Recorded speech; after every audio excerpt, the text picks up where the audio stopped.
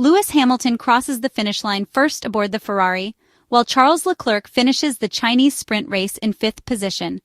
A dream the Briton has had since childhood, winning with the Prancing Horse. It comes true in the second round of the championship, even though not in the main race, but in the smaller 100-kilometer one. A huge satisfaction in the aftermath of the disaster broadcast from the Albert Park swimming pool, where almost nothing worked for the Maranello team. The sprint race is not an easy competition.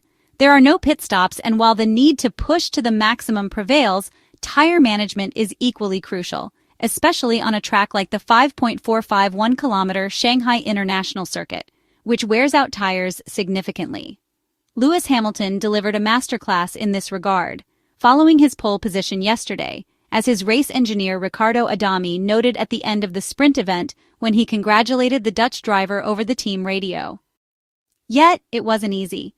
Undoubtedly, running at the front helped, avoiding the turbulence generated by other cars. However, the tedious graining phenomenon also appeared on the left front tire of car number 44, and, for a moment in the race, caused slight concern for the former Mercedes driver. Lewis Hamilton, however, remained calm, despite Max Verstappen trying to close the gap behind him.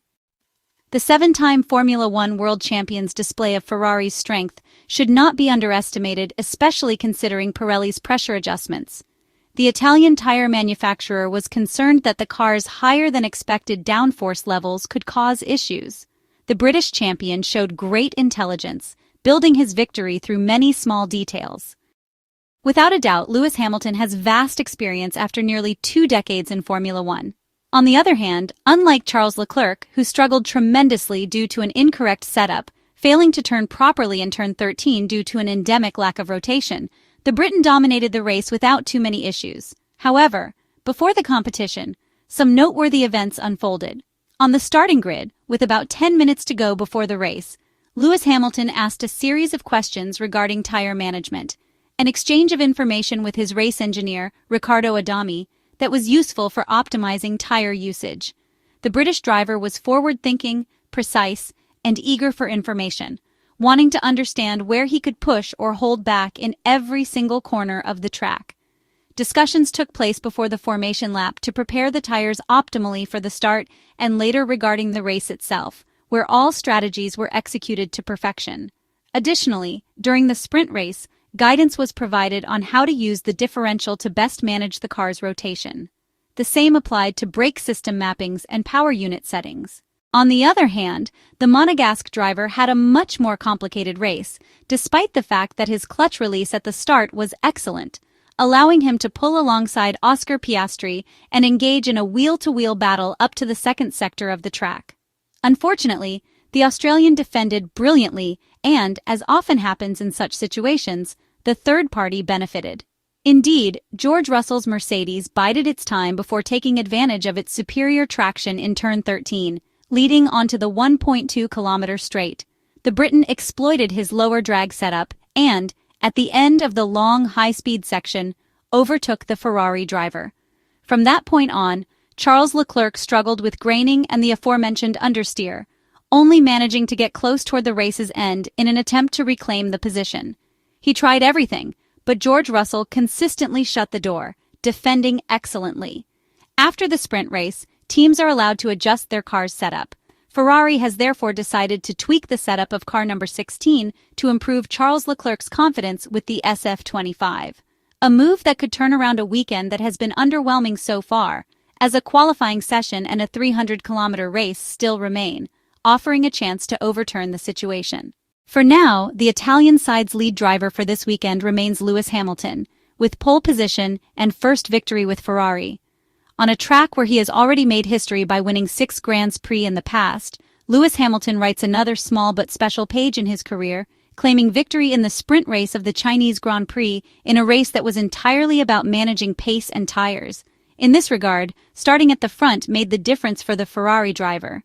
Running in clean air and setting the pace for the group was a significant advantage for Lewis, especially in a weekend where, from the very first lap, he immediately found the confidence in the SF25 to fight at the front and manage the tires effectively. The 19-lap sprint followed the expected pattern from yesterday.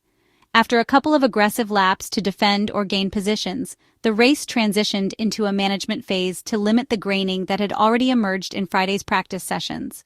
And it was precisely here that Lewis Hamilton made the difference. Even when Max Verstappen tried to put him under pressure, the Briton remained calm and continued to preserve his tires in clean air without over-pushing or forcing the pace. The nearly 7-second lead over Oscar Piastri at the checkered flag stemmed from this ability to manage the tires in such a way as to maintain a consistent pace in the final laps while his rivals struggled more. As the laps went by, the balance tended toward understeer due to graining, making it increasingly difficult for many drivers to maintain stable lap times and find the performance needed to keep up with Lewis Hamilton's pace. This was evident with Oscar Piastri, who, after spending the first part of the race in third place to protect his tires, seemed to have the speed to challenge the leading duo.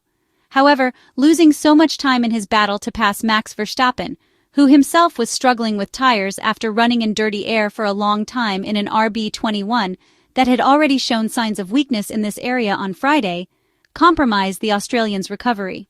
The increased graining made it virtually impossible for him to challenge Lewis Hamilton.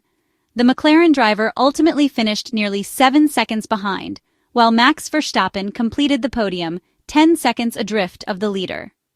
Due to the complex tire management, the final laps of the sprint saw several duels. The most interesting was between George Russell and Charles Leclerc, though the Mercedes driver ultimately managed to defend fourth place from the Monegasque's attacks. For the Ferrari driver, it was a rather uneventful race in which he mainly struggled with a lack of pace from the early stages. Having pushed too hard in the corners where the front left tire was most vulnerable to degradation in his efforts to defend his position, Charles Leclerc suffered from graining, which in turn increased understeer and made it even harder for him to find confidence in the SF25. Only in the final laps did he regain enough pace to close in on George Russell, who was also struggling, but he was unable to make a pass. Behind them, Yuki Tsunoda delivered an excellent performance to finish sixth, executing a smart race in which he managed his tires well. Although he finished a significant 22 seconds behind the leader, he was able to hold off a late charge from Andrea Kimi Antonelli. The Italian, after his first wet race in Australia, immediately had to contend with a new and highly challenging scenario. Lando Norris had a disappointing race, finishing only 8th and as the last driver to score points in the sprint. The Briton made a mistake on the first lap, braking on the outside curb at the entry of Turn 6, which unsettled the car and forced him onto a wider line, costing him 2 positions. From that point on, stuck in traffic, Norris struggled to find pace and was among the first to suffer from graining, one of the few issues that had occasionally limited the MCL 38 in 2024. Only in the final laps, once the graining began to clear, did Norris manage to find some rhythm, but it was not enough to overtake Antonelli, who finished half a second ahead of him.